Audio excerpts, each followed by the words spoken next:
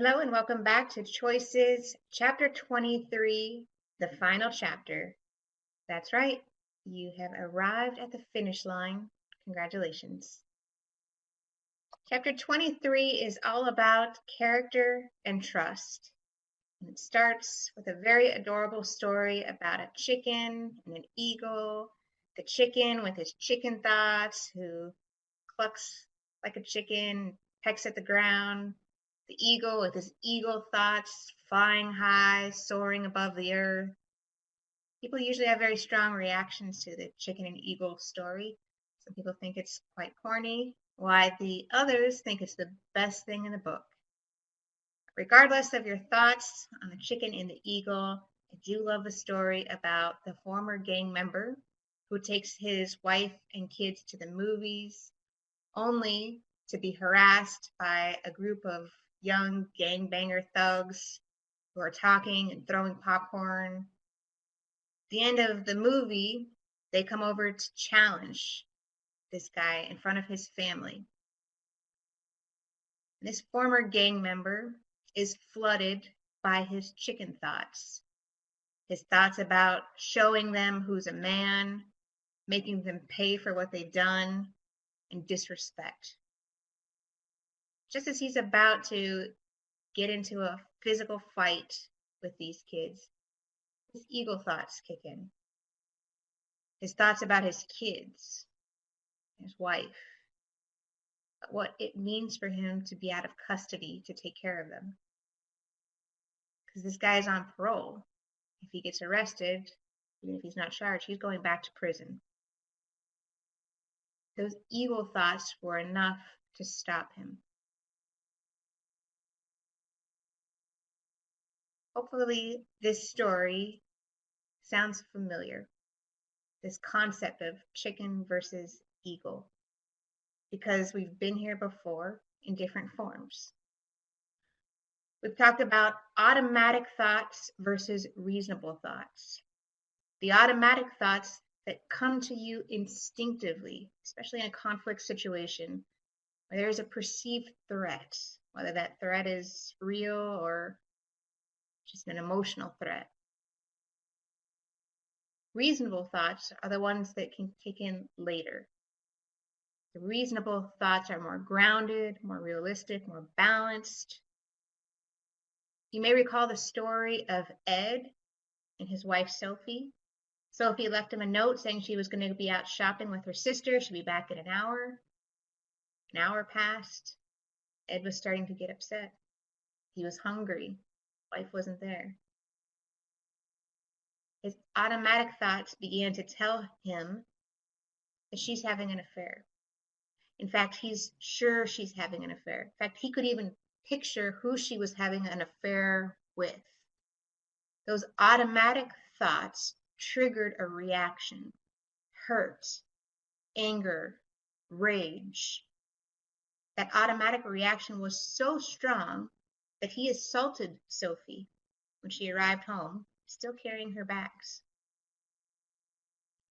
Remember, we helped Ed out with some more reasonable thoughts. Thoughts like, oh, she's probably out shopping with her sister. I know how these two get. I hope nothing's wrong. I hope her phone isn't dead. Maybe I could just make myself a sandwich. She'll be back soon. He was still a little upset. He's still a little worried. But you notice the intensity of his feelings dropped as his reasonable thinking increased. Hopefully you found this as well. Paying attention to what you're actually saying to yourself, you have the power to control your reaction through self-talk. Saying things just a little more realistically, not allowing those catastrophic thoughts to run away with you. We also recall a similar skill when we talked about adolescent versus adult beliefs. Talked about the way you were raised and how you developed beliefs about yourself, about others, about the world, and how as a kid those beliefs may have been rooted in something that's maybe not so realistic. And as an adult, you may have had to alter those beliefs to make them more grounded. For example, beliefs about respect, what that means, what it means to not get respect, and how you respond. Your adult way of handling respect probably looks a little bit different than it did as a kid, or even as you brought those adolescent beliefs into your early adult years. You have the power to shape your beliefs, and those beliefs fundamentally alter how you view situations. All of this is just a different way of saying what we said from the very beginning about our brains. And our brains have two very different systems that get involved in these situations that trigger an emotional response. There's the limbic part of the brain that deals more with emotional response, in fact, exaggerated emotional response, because the limbic part of the brain also functions as the fight, flight, or freeze stress response. So whether there is an actual danger in a situation or a perceived emotional danger, the limbic system gets involved. Sometimes it gets overly activated and it exaggerates the seriousness of a situation, making your emotional response disproportionate to the situation at hand. This is where a lot of issues come into play, like Ed's. His limbic system was highly activated, so activated, he went straight into fight mode, didn't even bother to check Sophie's story before she assaulted her. Had he waited, had he used any of these skills, it would have helped to activate this other part of the brain, the prefrontal cortex. This right here is your higher reasoning, your executive functioning, the adult part of the brain. The part of the brain that deals with more complex issues like intuition and morality and emotional regulation and understanding the consequences of actions. If I do this, this might happen, and that might be detrimental. Therefore, I choose to do something different. This whole class has been about moving things from the limbic part of the brain, where it initially gets activated, and allowing it to travel up to the prefrontal cortex so that you can choose a solution that will be beneficial to you. The way we help to move this up to the prefrontal cortex is through the use of some of these skills. The first skill that you were introduced to back in chapter 1 was the box. This gave you a model for how relationship conflict happens and a guide for how to get it back to where you want it and not outside of the box. So beginning at the okay zone, where things are fine, moving along, smooth sailing, until a problem is introduced. The problem could be significant or insignificant, but it's enough to knock you from the okay zone into this new phase called tension. Tension is something that you often feel long before it is expressed. You may feel it through your own warning signs.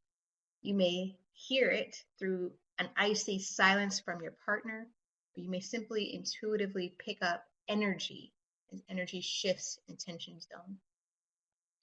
When there is tension, the next phase might be to move into an argument. In this context, an argument simply means disagreement. This exchange of ideas back and forth. And if you're following the skills, moving from an argument and tension into problem solving. The quicker you can get to problem solving, the better. Problem solving means actually addressing the issue. It's not skirting it or sweeping it under the rug. It's actually addressing it. Being able to express how you view the problem, how your partner might view the problem, working together to create mutual solutions, actually implementing them, checking back to see if it's working, addressing the problem. That's what gets you fully into the okay zone. When you arrive there, you may find that things are even better in the relationship than they were before, because now there's a trust that when things go wrong, you can work together as a team, you and your partner versus a problem, and not you against your partner. All of this helps to avoid stepping out of the box, which means avoiding verbal abuse, yelling, name calling, below the belt insults, which can open the door to physical abuse. One way to stay in the box is the use of timeouts. Recall the important thing about timeouts is that you've discussed them with your partner. You both agree that when things get escalated, you can say something to call a break. And that means separating from each other for a short period of time, just to allow that emotional flooding, that process that happens in the brain with stress chemicals, to simmer down and return back to baseline.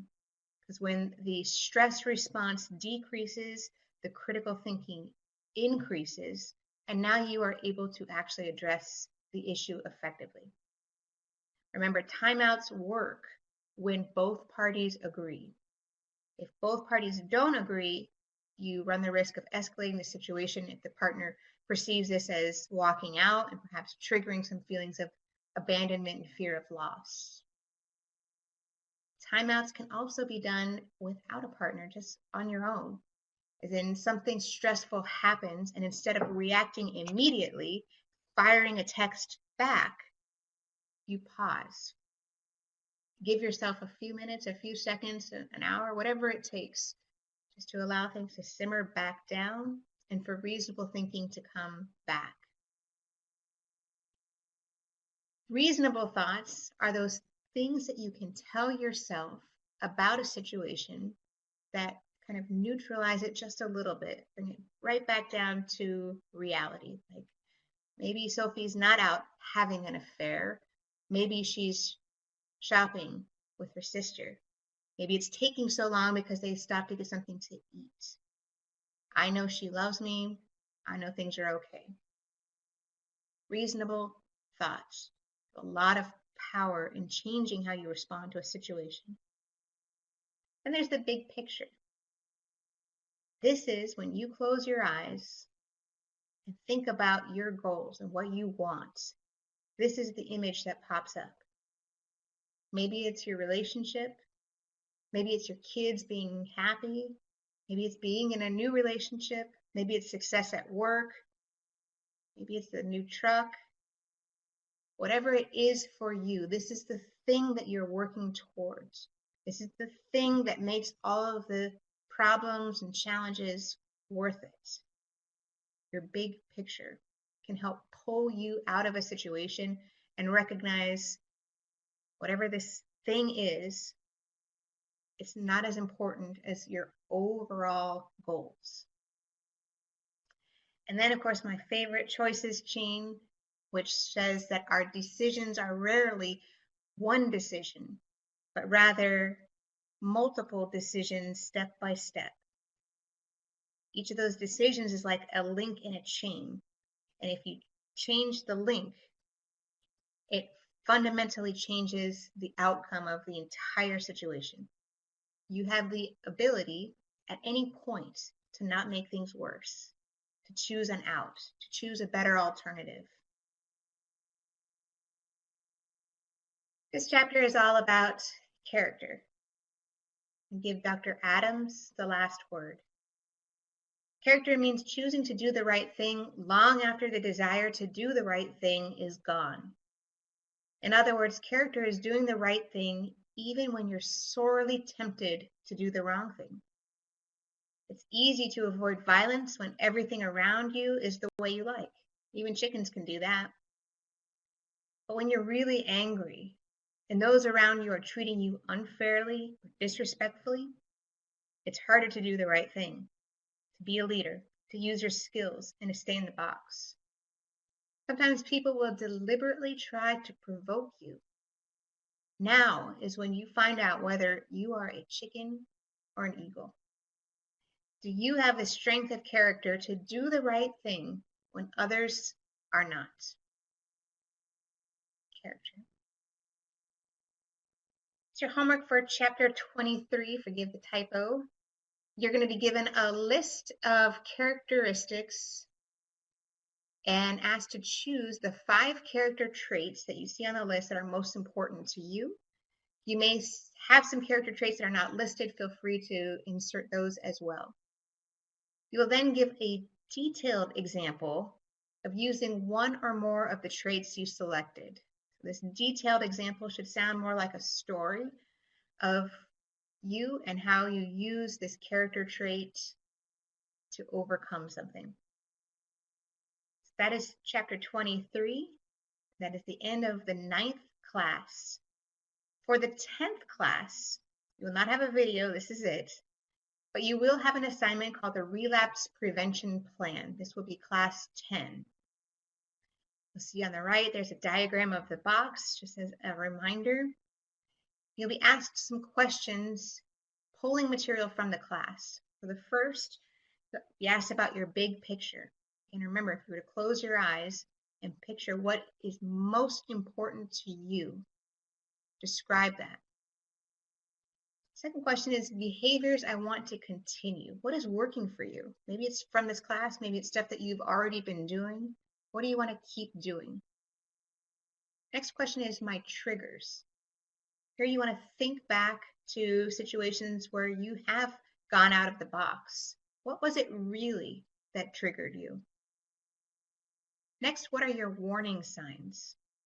These are those physical indicators, things like my heart rate racing, blood pressure increasing, jaw clenching, muscles getting tense, stomach feeling nauseous. Also your emotions, anger, is it jealousy, anxiety, fear?